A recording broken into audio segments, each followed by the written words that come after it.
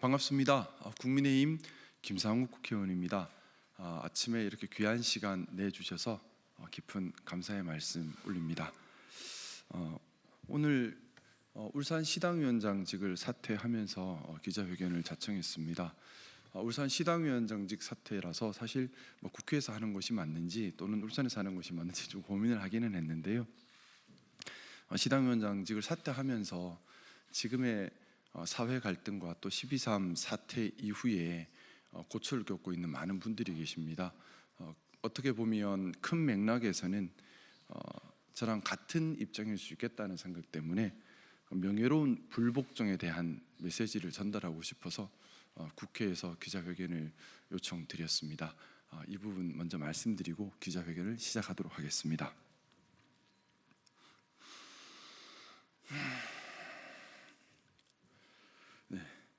저는 오늘 울산 시당위원장직을 사퇴합니다. 울산 지역 6개 당협의 실질적 추대로 시당위원장이 되었으나 더 이상 추대의 실질을 유지할 수 없기에 사퇴하는 것이 민주적이라 판단했기 때문입니다. 그동안 시당위원장직을 수행하는 데 도움을 주신 분들과 당원들에게 깊은 감사의 마음 올립니다. 비록 울산 시당위원장을 사퇴하지만 품격 있는 참 민주 보수의 가치를 추구하고 실행해가는 용기와 소신 그리고 행동은 더욱 굳건히 할 것임을 다짐합니다. 6개 당협의 실질적 추대가 철회된 것은 제가 비상계엄 해제와 대통령 탄핵에 적극 나섰기 때문입니다. 그러나 저는 비상계엄 해제와 대통령 탄핵에 앞장선 것을 후회하지 않습니다. 국회의원은 헌정질서를 수호할 것을 선서하였습니다. 또한 헌법상 헌정질서 수호 의무가 있습니다. 그렇기에 헌정질서를 무너뜨리는 비상계엄을 해제하고 헌정질서를 무너뜨리려는 대통령을 탄핵하는 것은 국회의원이라면 정당을 떠나 행동해야만 하는 최소한의 당위이자 자격이며 의무입니다. 제 인생에서 가장 자랑스러운 결정이며 미래 세대에 부끄럽지 않을 결정이었습니다. 옳음을 추구하며 값을 치루어야 한다면 달게 받을 것입니다. 2024년 12월 3일 비상계엄을 막으러 국회로 달려갈 때 제 바람은 오직 하나였습니다. 제가 다치더라도 비상계엄을 해제할 수 있게, 그래서 국민들이 다치지 않게 해달라는 것이었습니다. 만약 그날 비상계엄이 해제되지 않았더라면 다음날 수백만의 항의 시위가 이어졌을 것이고 계엄군은 이를 유혈 진압했을 것이며 대한민국은 독재의 어두운 터널로 들어설 수밖에 없었을 것입니다. 2024년 12월 14일 대통령 탄핵 가결 당시 저는 간절히 기도했습니다. 극단에 몰린 대통령과 군인들이 전쟁을 일으키지 않게, 제2의 비상계엄이 내려지지 않게 폭주기관차를 반드시 멈추게 해달라고 기도했습니다. 만약 그날 대통령이 탄핵이 가결되지 않았다면 대한민국은 극단에 몰린 자들이 벌인 참혹한 사태의 어떠한 모습일지 상상조차 하기 어렵습니다. 비상계엄 해제와 대통령 탄핵은 진영의 문제가 아닙니다.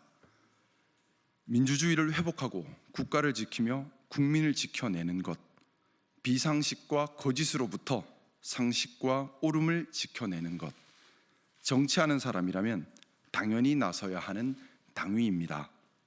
저는 대통령 탄핵에 대한 당론을 따르지 않았습니다. 하지만 국가와 국민과 민주주의와 옳음과 상식에 따라 보수주의자에게 부여된 역사적 소명에 충실하려 하였습니다. 그래서 명예로운 불복종의 길을 선택했습니다. 포고령과 무장군인의 해산명령에 굴하지 않고 앞을 막아선 존경하는 시민 여러분들, 또 그 시민들이 다치지 않게 배려하고 부당한 명령에 불복종했던 계엄군들, 정치 금지 포고령에도 불구하고 국회로 달려온 선배 동료 의원님들, 12.3 사태 정의롭지 않은 잘못된 명령에 따르지 않고 명예로운 불복종으로 나라를 구한 많은 분들이 계십니다. 이 순간 저는 명예로운 불복종의 길을 선택한 그분들을 떠올립니다. 명예로운 불복종의 용기가 귀감이 되어야 미래에 다시 있을 수 있는 민주주의 위기를 극복하고 정의로움이 지켜질 수 있습니다.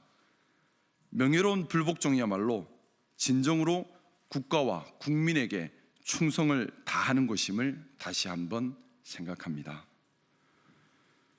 금일 시당위원장직을 사퇴하며 차기 시당위원장님과 집행부 그리고 당원들께 간곡히 호소드립니다.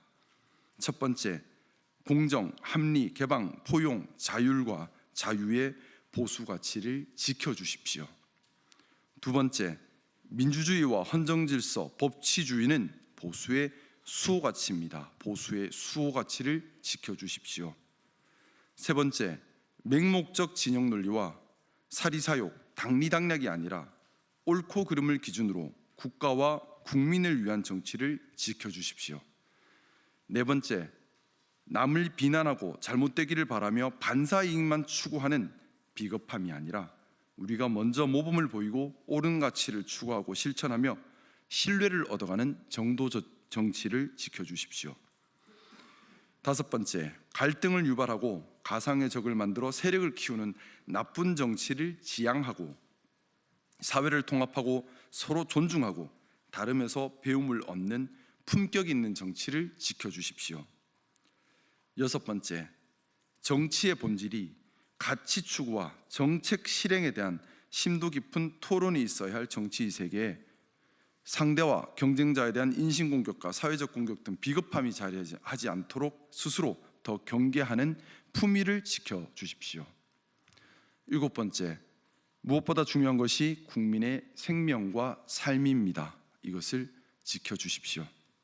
마지막으로 울산시당이 시의회 사태로 1년간 극단의 분열에 놓여 있습니다. 안수일 시의원을 복당시키고 법원의 판단을 존중하여 그에 따라 사태를 수습하는 것이 법치주의를 수호하는 보수주의의 자세이며 울산시당의 단합을 도출할 수 있는 유일한 길입니다. 저는 지금의 심각한 사회 갈등과 진영 대결 그리고 옳고 그름이 아닌 오직 승패만 존재하는 상황을 바라보며 정치를 하는 모든 분들에게 늘 새겨야 할 화두를 던지고 싶습니다. 우리가 정치를 왜 하는가? 정치가 이익 집단화되거나 불법을 공유하는 집단이 되어서는 안 됩니다. 사리사욕, 자리욕심, 당리당략과 계파의 이익이 우선되어서도 안 됩니다. 정당 정치가 정권 획득이 목적이라는 말은 틀렸습니다. 정치는 국민을 위하는 데서 시작하고 국민을 위하는 데서 끝나야 합니다. 이익 추구가 아니라 가치 추구와 실행이 되어야 합니다. 다르다고 공격할 것이 아니라 다름에서 배움을 얻으려 노력해야 합니다. 갈등과 적을 규정함으로써 힘을 얻는 것이 아니라 통합과 신뢰 구축으로 힘을 얻어야 합니다. 그런 정치가 되어야 국가와 국민이 바로 설 수 있습니다. 그런 정치가 되어야 우리의 후세 세대에게 민주적이고 강하고 번영하는 대한민국을 물려줄 수 있습니다. 네, 감사합니다. 편하게 말씀 주시면 솔직하게 말씀을 올리겠습니다. 그동안 어려운 일이 있었고 설명까지 하게 되셨는데 다시 돌아간다고 하셔도 같은 선택을 하실 것인지 다시 돌아간다는 게 언제로 돌아가야 돼요? 제가 기자회견에도 말씀드렸지만 비상계엄 해제에 앞장섰고 탄핵 가결에 앞장섰던 것은 제 인생에서 가장 소중하고 또 가장 자부심으로 남는 시간을 100번, 1000번 돌린다 하더라도 당연히 할 수밖에 없는 그런 선택이라고 생각합니다. 국회의원의 의무는 헌정질서를 수호하는 데 있습니다. 또 정치의 목적은 국민을 지키고 국민을 위하는 데 있습니다. 명백하게 헌정질서를 깨뜨리고 국민의 삶을 위협하는 순간에 국회의원이 비상계엄 해제에 나서지 않고 또 전쟁이나 제2의 비상계엄으로 갈 수 있는 위험한 대통령을 멈추지 않는다면 저는 그것은 국회의원의 자격이 의심스러운 일이라 생각하고 국회의원으로서 최소한의 의무조차 하지 않는 것이라 생각합니다. 특히나 그렇게 하는 이유가 사리사욕이나 당리당략 때문이라면 국민으로서 또 공당으로서 적합하지 않은 생각이라는 생각입니다. 그리고 제가 오늘 기자회견에서도 얘기를 했지만 명예로운 불복종에 대한 우리 사회의 논의와 관심이 좀 더 있었으면 하는 생각입니다. 12.3 사태를 막아낸 것은 명예로운 불복종에 용기 있게 나선 시민들과 또 군인들과 여러 많은 소중한 분들이 계셨기 때문입니다.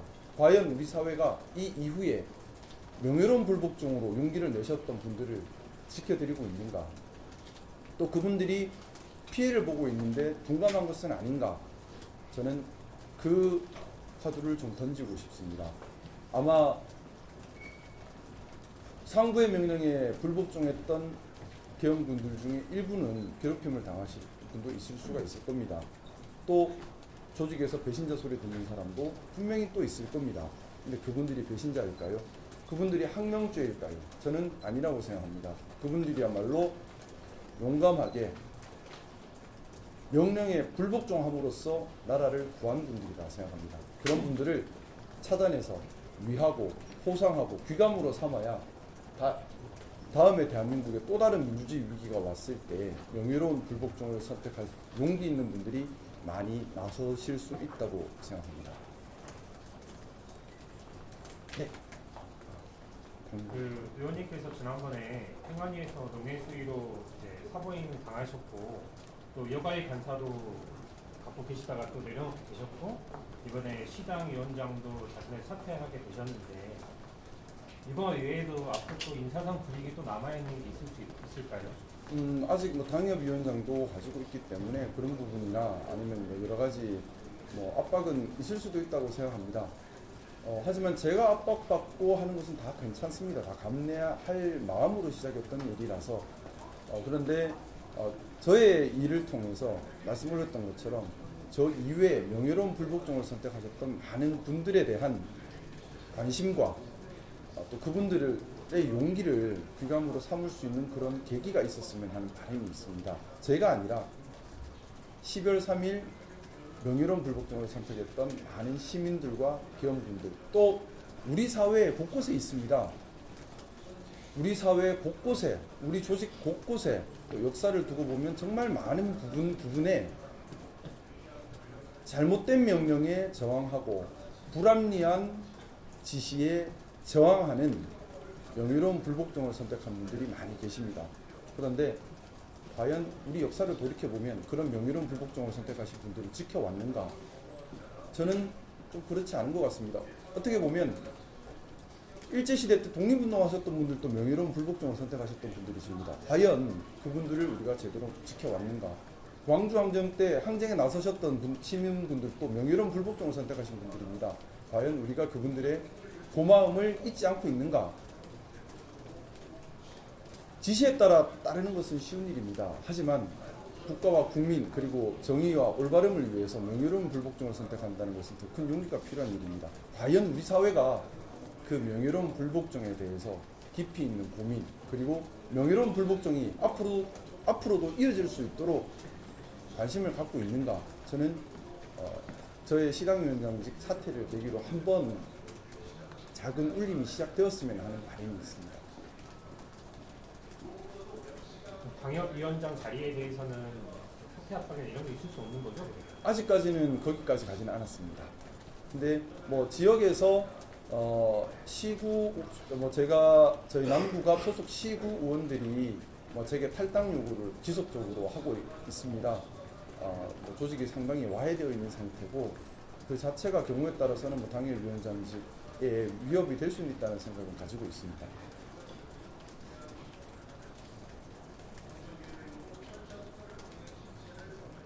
편하게 질문 주세요. 아침 뭐 먹었나 물어보셔도 되고요. 아침 먹지는 못했습니다만. 네.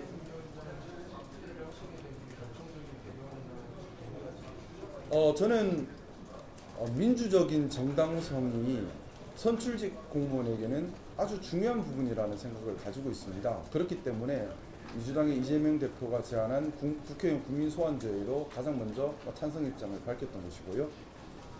민주적 정당성이라고 하는 것은 저를 뽑아준 분들이 더 이상 불신임한다면 그 자리에 있을 수 없는 점이라고 생각합니다.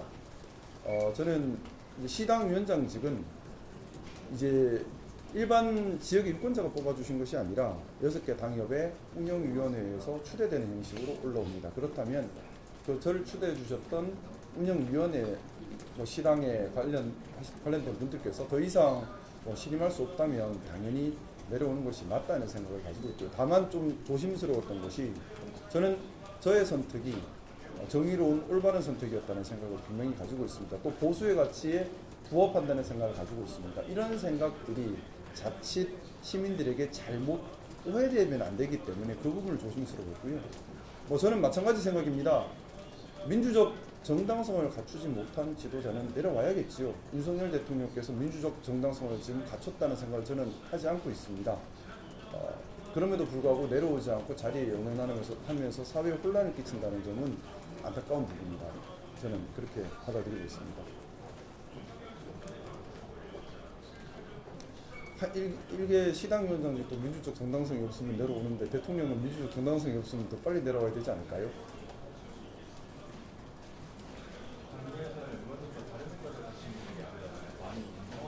네.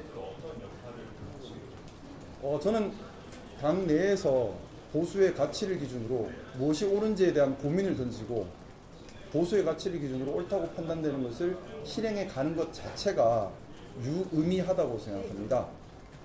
우리 보수가 건강하게 보수의 가치를 추구해야 합니다. 그것이 아니라 보수의 탈을 쓰고 보수의 가치를 추구하지 않는 그런 분들에 대한 경종을 울릴 수 있고 또 모든 보수가 다 극우화되어 있거나 또는 맹목적이지는 않다라는 신호를 보내드리고 싶은 겁니다. 우리 보수가 건강한 보수로 거듭나기 위한 씨앗이 필요하고 버팀목이 필요하다고 생각합니다. 미력하지만 우리 국민의힘에 남아서 보수의 가치를 지키는데 계속해서 노력할 계획입니다.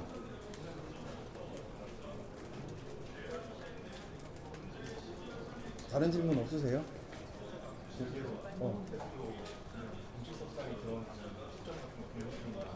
잘 몰라요. 알고 싶어요, 저도. 다른 질문은 없으신가요? 네.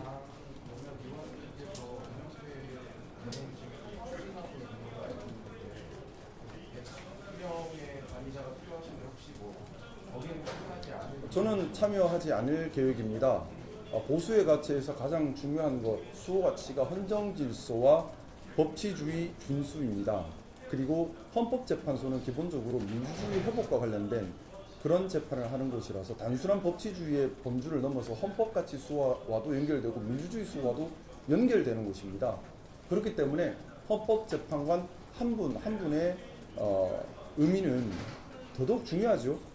헌법재판소의 판단을 흔들게 하려는 목적 또는 헌법재판소의 권위를 훼손하게 하려는 목적은 법치주의에 반하는 것입니다. 물론 헌법재판관께서 치명적인 결함이 있다면 그런 얘기를 할 수 있을 것입니다. 하지만 지금 제시되는 여러 논란들은 입증되거나 증명된 치명적 결함이라기보다는 여러 가지 의혹이나 또는 확대 재생산되거나 또는 다른 정치적 목적이 있는 것이 많다고 저는 판단하고 있습니다. 그렇다면 우리 보수의 가치를 기준으로 했을 때 법치주의와 헌정질서와 민주주의가 흔들리지 않게 헌법재판관들께서 양심에 따라 판단할 수 있도록 헌법재판소 흔들기를 해서는 안 된다는 생각이고요. 또 어찌되었던 헌법재판소의 결정이 나오면 그것을 존중하고 따라서 사회적 안정을 이룩하는 것이 보수의 가치라고 생각합니다. 지금 여러 가지 말들로 헌법재판소의 결정에 따르지 않으려는 그런 시도를 미리 하는 것은 보수의 가치에는 반한다는 생각이기 때문에 저는 문영배 헌법재판관에 대한 탄핵에는 동참하지 않을 생각입니다.